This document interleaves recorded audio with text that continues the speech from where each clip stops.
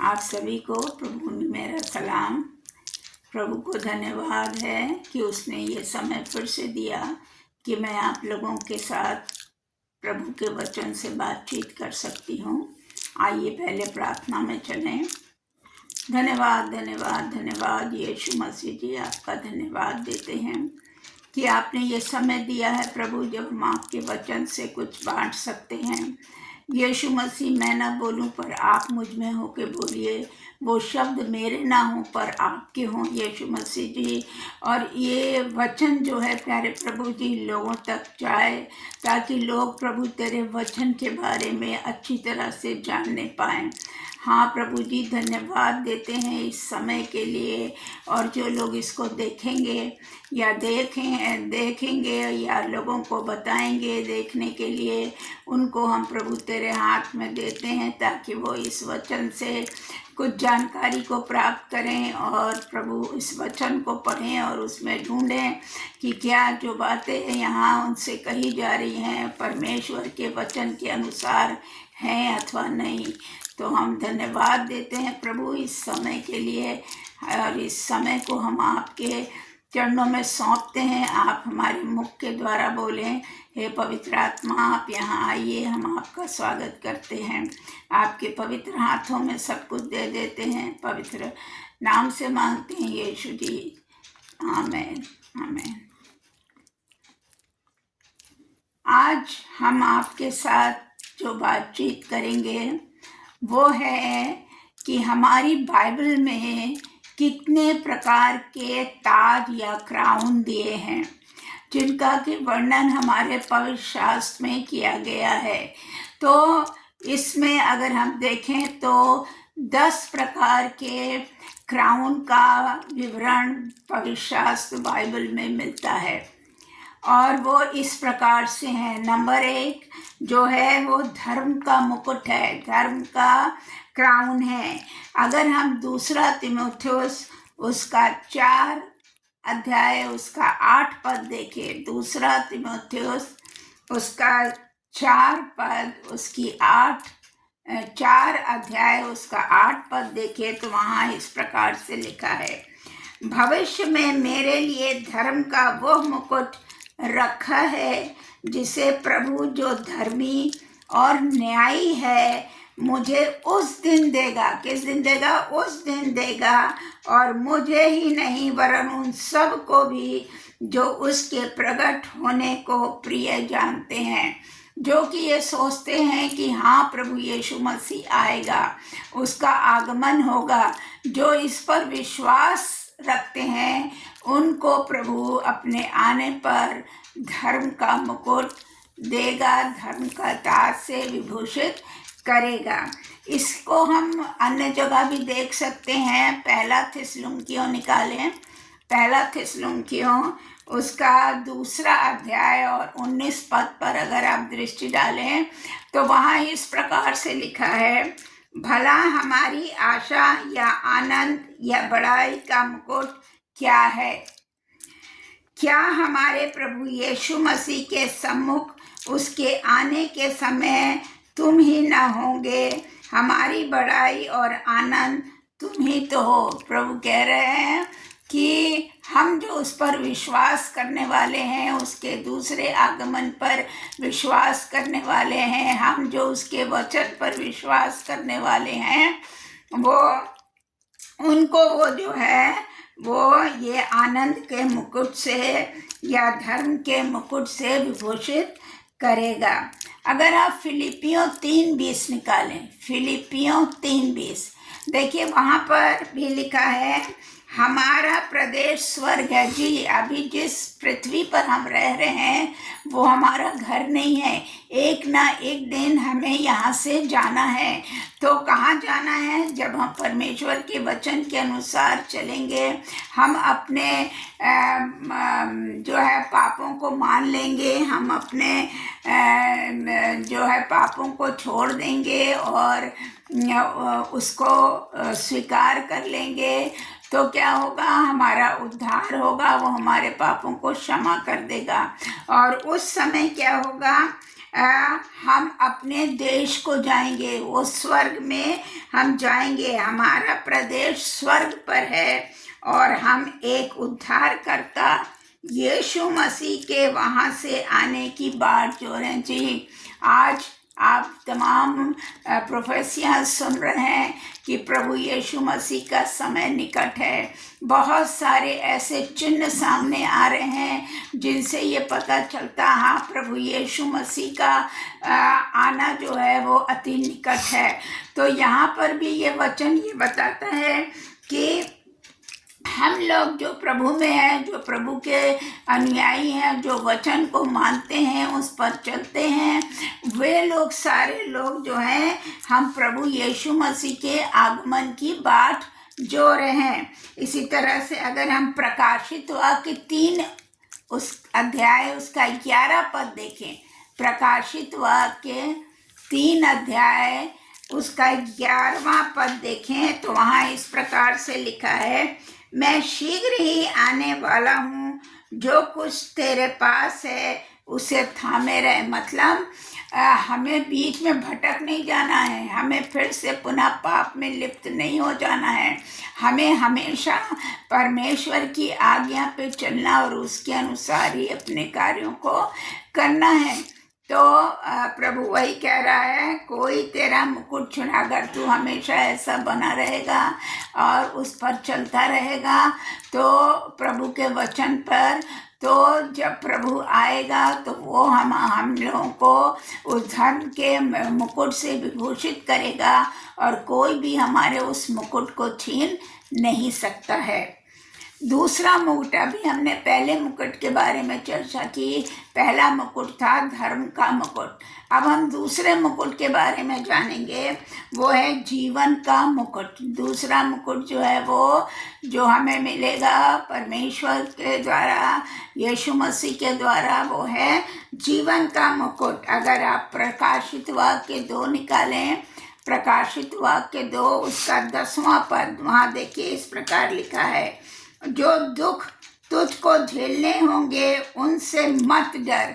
मतलब अगर इस दुनिया में हमें बहुत से दुख झेलने होते हैं तो वो परमेश्वर ही कह रहा है कि उनसे तुम मत डर, क्योंकि देखो शैतान तुम में से कितनों को जेल में डालने पर है।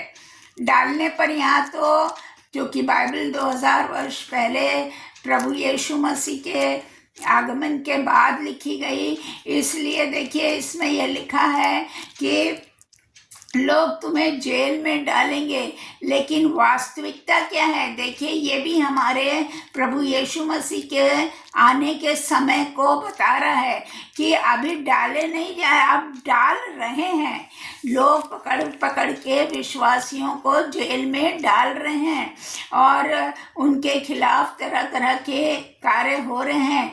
तो ये हम अपनी तरफ से नहीं कह रही, मैं अपनी तरफ से नहीं कह रही, ये परमेश्वर का वचन हमसे कह रहा है कि कितनों को जेल में डालने पर है ताकि तुम परखे जाओ। जी, इस तरह से जब हमारे ऊपर सताव आएगा तो हम परखे जाएंगे। बहुत से लोग सोचेंगे, जब उनसे कहा जाएगा तुम प्रभु यीशु मसीह को मानते हो, तुम उसकी बातों पे चलते हो, तो जो लोग परमेश्वर शैतान जिनमें समा जाएगा वो ये कहेंगे नहीं नहीं मैं तो नहीं जानता, मुझको ज़बरदस्ती ईसाई, जबकि ईसाई कोई धर्म नहीं है, कोई धर्म नहीं बदलता है। वो तो परमेश्वर का अनुसरण करके जो परमेश्वर पर ईमान लाता है, विश्वास करता है, अपने पापों को छोड़ देता है और वो परमेश्वर की नज़दीकी में रहता है, परमेश्वर की इच्छा के अनुसार कार्य करता है, ऐसे लोगों के विषय में यहाँ ले दिया है। और जो लोग मुकर जाते हैं, इसमें यहाँ यही लिखा, तुम परखे जाओगे। लोग इसी तरह ताड़ना दे दे के परखेंगे आपको और तुम्हें 10 दिन तक क्लेश उठाना पड़ेगा। इसमें उन्होंने सीमा भी निर्धारित कर दी है कि 10 दिन तक हमें इस तरह शैतानी पंजों में होकर, जो लोग शैतान के वश में हैं वो लोग हमें सताएंगे, हमें परेशान करेंगे, जेल में डालेंगे और तरह तरह की ताड़नाएं देंगे, प्राण देने तक। पर प्रभु यीशु मसीह कहता है कि यदि मेरे कारण तुम्हारे प्राण भी चले जाएं, तो वो क्या कह रहा है, प्राण देने तक विश्वासी रहे। हमें अपने प्राण देने तक विश्वासी रहने की आवश्यकता है। मैं तुझे जीवन का मुकुट दूंगा। उसके पास जो हमारा जीवन होगा, उस समय प्रभु हमें जीवन का मुकुट देगा। अगर याकूब की निकालें, याकूब 1 उसका 12 पद आप देखें, तो वहाँ इस प्रकार से लिखा है, धन्य है वो मनुष्य जो परीक्षा में स्थिर रहता है। जी, बहुत सारी परीक्षाएं हमारे सामने आएंगी और आ भी रही हैं, और हम अपनी आंखों से देख रहे हैं, कानों से सुन भी रहे हैं। लेकिन क्या है, जो इसमें स्थिर बना रहेगा, क्योंकि वो खरा निकलकर जीवन का, उसके लिए जीवन का मुकुट रखा हुआ है, जो कि उसे मिलेगा। अगर आप पहला यूहन्ना उसका 2 अध्याय और उसका 25वां पद पढ़ें, तो देखिए वहाँ क्या लिखा है, और जिसकी उसने हमसे प्रतिज्ञा की है वो है अनंत जीवन, जीवन का मुकुट, वो है अनंत जीवन। वो मुकुट हम लोगों को मिलेगा जब हम अंतिम समय तक परमेश्वर पर विश्वास बनाए रखेंगे, वचन के अनुसार चलेंगे, उसकी आज्ञाओं को मानेंगे, पाप से दूर होंगे और पाप में पुनः नहीं जाएंगे। और जब हम इस तरह से अपना जीवन निर्वाह करेंगे, केवल परमेश्वर पर आधारित होके, तो हमको जीवन का मुकुट मिलेगा। अगर आप पहला यूहन्ना में ही उसके 5वें अध्याय के 20वें पद में आप देखें, तो वहाँ इस प्रकार लिखा है, पहला यूहन्ना 5:20, उसने हमें समझ दी है कि हम उस सच्चे को पहचाने। जी, परमेश्वर ने हमको बुद्धि दी है, समझ दी है, और परख करने के लिए बुद्धि दी है कि हम परखें कि क्या सच्चा है, और उसके अनुसार ही हमें चलना है। और हम उसमें जो सत्य है, अर्थात उसके पुत्र यीशु मसीह में रहते हैं। मतलब हम यीशु मसीह के अनुयायी हैं, उसके अनुसार हम चलते हैं। सच्चा परमेश्वर और अनंत जीवन यही है। तो इस तरह से हमने देखा कि जो दूसरा मुकुट हम लोगों को मिलेगा, पहला धर्म का मुकुट था, दूसरा है जीवन का मुकुट। आगे हम चलते हैं, देखते हैं कि और कौन सा मुकुट है, महिमा का। तीसरा है महिमा का मुकुट। अगर इसके लिए आप पहला पत्रस 5 और 4 खोलें, 5वां अध्याय 4था पद देखें, तो वहाँ लिखा, और जब प्रधान रखवाला प्रकट होगा, प्रधान रखवाला कौन है, प्रभु यीशु मसीह, तो तुम्हें महिमा का मुकुट दिया जाएगा जो मुरझाने का नहीं। अगर कोई ऐसे मुकुट आपके ऊपर होता है, कुछ दिनों में अगर वो किसी धातु का बना है तो वो धीमा पड़ जाता है, कोई अगर फूलों का बना है तो वो मुरझा जाता है, लेकिन जो मुकुट परमेश्वर हमें देगा, वो मुकुट कभी भी मुरझाने का नहीं है। इसी तरह अगर आप यशाया देखें, उसके 42 अध्याय के 8वें पद को देखें, तो देखिए वहाँ क्या लिखा हुआ है। वहाँ लिखा है, मैं यहोवा हूँ। जी, वो यहोवा परमेश्वर है, मेरा नाम यही है, अपनी महिमा में दूसरों को ला दूंगा। मतलब वो महिमा मुझको मिलनी चाहिए, परमेश्वर को मिलनी चाहिए। मुझको मतलब परमेश्वर को मिलनी चाहिए, और परमेश्वर ये बिल्कुल नहीं चाहता है कि हम किसी और को महिमा दें। तो वो कह रहा है वो महिमा मुझको मिलनी है, और जो स्तुति मेरे योग्य है, मतलब जो हम परमेश्वर की स्तुति करते हैं, उसका धन्यवाद देते हैं, उसकी आराधना करते हैं, वो खुदी हुई मूर्तों को ना दे। मतलब लोग, इसमें साफ स्पष्ट लिखा है, क्योंकि प्रभु का वचन बताता है, मुझे छोड़ो और तू किसी की आराधना उपासना न करना, और ना कोई मूर्त अपने लिए खोद के बनाना। तो यहाँ पर वही जो है, वही बात यहाँ पर है कि हमको किसी मूर्त के पीछे नहीं चलना है। हमें, हमारा परमेश्वर जीवित परमेश्वर है, हमको केवल उस पर विश्वास करना है, उसके वचन पवित्र शास्त्र के अनुसार ही हमको अपना जीवन निर्वाह करना है, तब हमें महिमा का मुकुट मिलेगा। यशाया 48 का 11 पद आप देखिए वहाँ क्या लिखा है, अपने निमित्त, हाँ अपने ही निमित्त मैंने ये किया, मेरा नाम क्यों अपवित्र ठहरे, अपनी महिमा मैं दूसरों को नहीं दूंगा। मतलब उसने कहा ना, मैं तेरा गयूर खुदा, मैं तुम्हारा खुदा हूँ और तू मेरी ही आराधना और मेरी उपासना करना, क्योंकि हमारा परमेश्वर जीवता परमेश्वर है, जिसने हमें बनाया है, जिसने हमारी सारी चीज़ों को और इस दुनिया को बनाया है, हर मनुष्य को बनाया है, आदमी औरत बच्चे बूढ़े सबको बनाया है। तो हमें जो है उस परमेश्वर की आराधना और उपासना करने की आवश्यकता है। तो इस तरह से हम देखते हैं कि परमेश्वर बिल्कुल मना करता है कि हम अन्य मतलब देवी देवताओं को मानने और मूर्ति पूजा में विश्वास न करें, पर हम जब उस जीवित परमेश्वर को मानेंगे तो परमेश्वर की हम आराधना उपासना और गुणगान स्तुति गान करेंगे तो प्रभु हमें महिमा का मुकुट देगा। तो इस प्रकार आपने देखा, हम लोगों ने 3 मुकुट की बात की अभी। पहला धर्म का मुकुट, दूसरा जीवन का मुकुट और तीसरा है महिमा का मुकुट। आगे हम देखें, जो चौथा है वो है आनंद का मुकुट। चौथा है आनंद का मुकुट।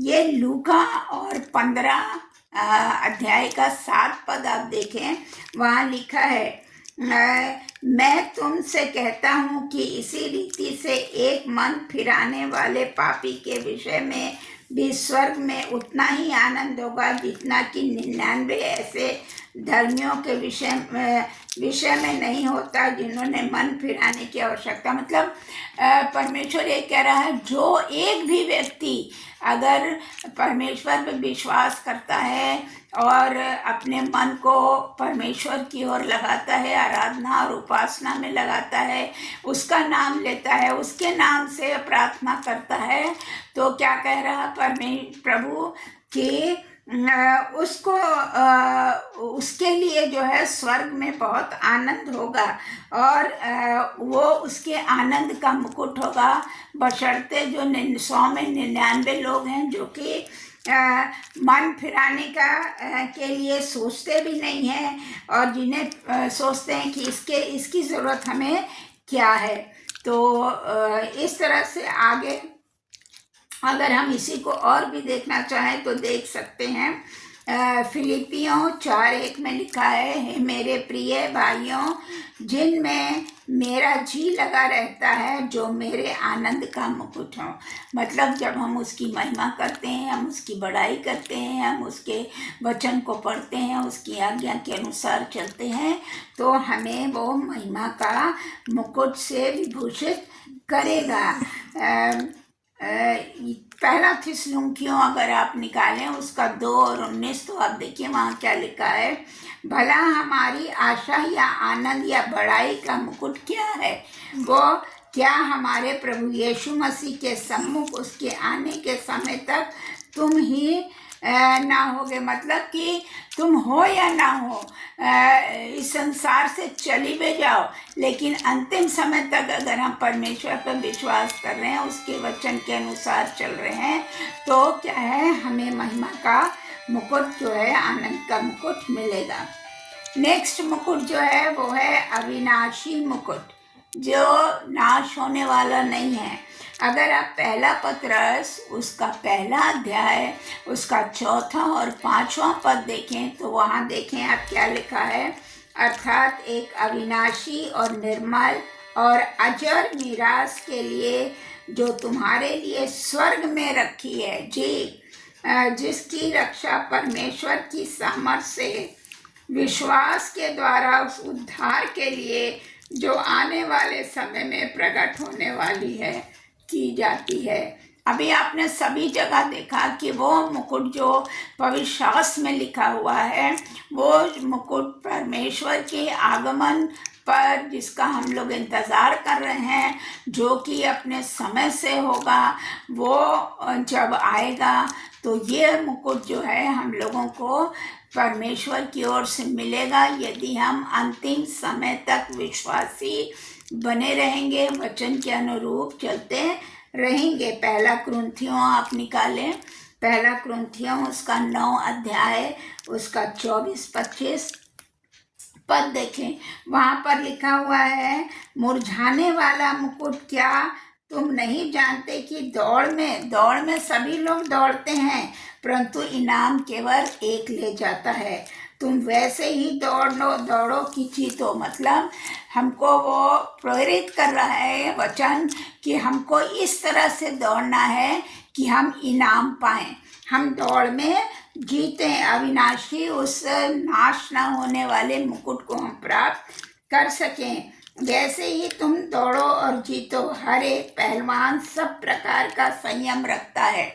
संयम हमारे लिए एक वो है जो कि परमेश्वर ने कहा है कि हम में से हर एक को संयमी होना अत्यंत आवश्यक है।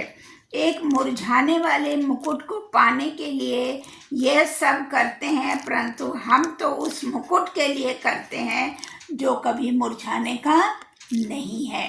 तो देखिए, ये मुकुट जो है अविनाशी है, कभी इसका नाश नहीं होगा, कभी ये खत्म नहीं होगा, कभी ये मुरझाएगा नहीं। नेक्स्ट जो मुकुट है वो घमंड का मुकुट है। नेक्स्ट जो है वो घमंड का, यशाया 28 निकालें, उसका 15 पद आप देखें।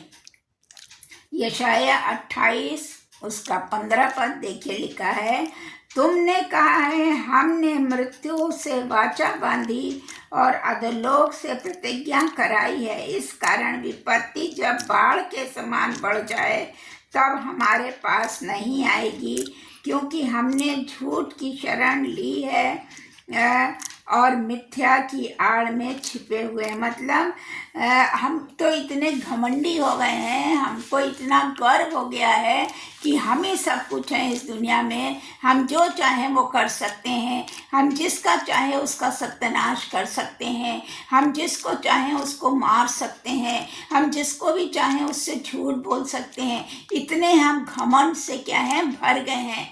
और ऐसे व्यक्ति को क्या है, घमंड का जो है मुकुट मिलेगा, और जो कि हमारे लिए अच्छी बात नहीं होगी। अगर आप नेक्स्ट देखें तो महाराजाओं का मुकुट, महाराजाओं का मुकुट के लिए आप निर्गमन निकालें, निर्गमन का 29 अध्याय निकालें, उसका 6 और 7वां पद आप देखें, जहाँ इस प्रकार से लिखा है, और उसके सिर पर पगड़ी को रखना और पगड़ी पर पवित्र मुकुट को रखना, तब अभिषेक का तेल ले उसके सिर पर डालकर उसका भी। मतलब जब राजाओं और महाराजाओं का अभिषेक होता था तो उन पर अभिषेक का तेल डाला जाता था। तो यहाँ पे वचन बता रहा है कि उस पर पहले पगड़ी रखना और उसके बाद उस पर मुकुट रखना और उसका अभिषेक करना। तो ये अलग कैटेगरी के लोग, महाराजाओं के अभिषेक के समय की बात की, उस समय जब उनका अभिषेक होगा तो किस प्रकार से उनका अभिषेक होना चाहिए। अब राजा का जो है मुकुट वो क्या चीज़ है उसके बारे में हम जाने। नेक्स्ट 9 नंबर, दूसरा शैमुएल निकालें, दूसरा शैमुएल उसका 12 अध्याय 30 पद को आप देखें। तब उसने उनके राजा का मुकुट जो तौल में किक्कार भर सोने का था और उसमें मणि जड़े थे, उसको उसके सिर से उतारा और वो दाऊद के सिर पर। जब दाऊद का अभिषेक हुआ, दाऊद राजा बना, उस समय का ये वर्णन है कि दाऊद के सिर पर जो है वो जो रखा गया था ताज राजाओं वाला, उसमें जो है सोने का और के किक्कार सोने का और उसमें मणि जड़ी हुई थी। उसमें उस पूरे ताज में जो है मणि जड़ी हुई थी, वो दाऊद का सिर पर रखा गया और तब उसका अभिषेक किया गया। 10वां मुकुट जो है वो सम्मान का मुकुट है। 10वां मुकुट जो है वो सम्मान का मुकुट है। अगर आप अय्यूब 19 निकालें, उसका 9वां पद देखें, अय्यूब 19 उसका 9वां पद देखें तो वहाँ लिखा है, मेरा वैभव उसने हर लिया है और मेरे सिर पर मुकुट उतार दिया है।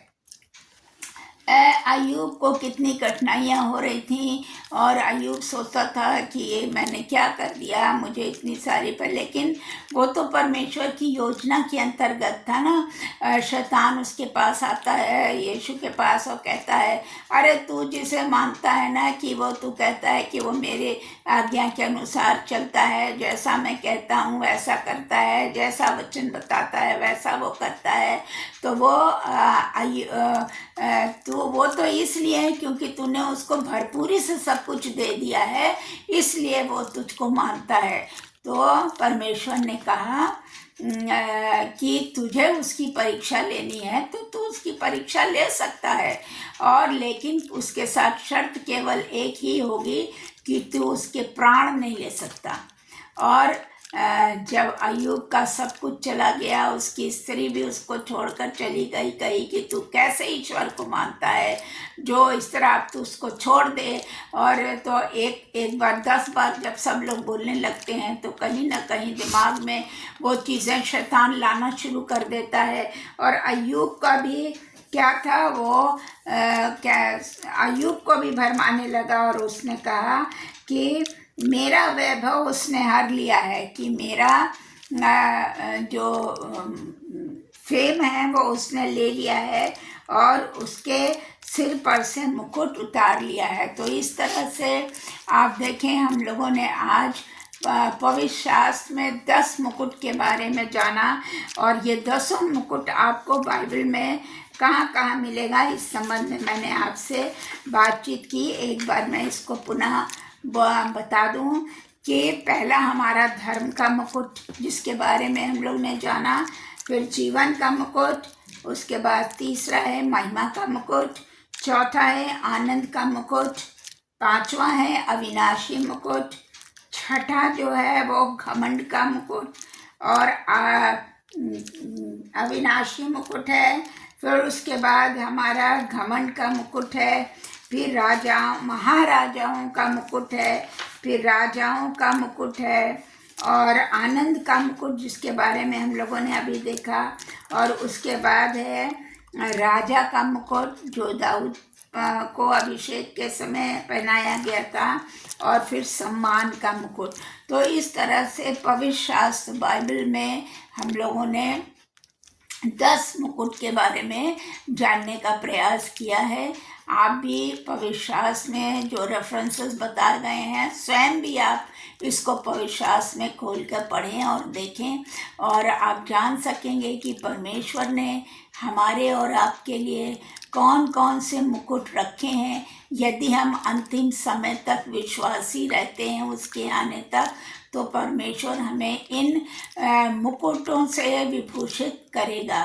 प्रभु का इसके लिए बहुत बहुत धन्यवाद हो। आप सब सुनने वालों का भी प्रभु के नाम में हम धन्यवाद देते हैं कि आप इसको सुने, वचन से पढ़ें, ताकि आप भी परमेश्वर के आने के समय तक उसका इंतज़ार करें और उसी के द्वारा बताए गए वचनों पे चलें। जबकि ये कठिन समय है, तमाम परेशानियां हम लोगों के ऊपर आ रही हैं, प्रभु के सेवकों को सताया जा रहा है, भवनों को और तरह तरह से नुकसान पहुंचाया जा रहा है, लेकिन भवन गिराने से कुछ नहीं है, क्योंकि परमेश्वर ने कहा तुम हमारे मंदिर हो। ये मंदिर हमारा हृदय है और इस हृदय में परमेश्वर रहता है।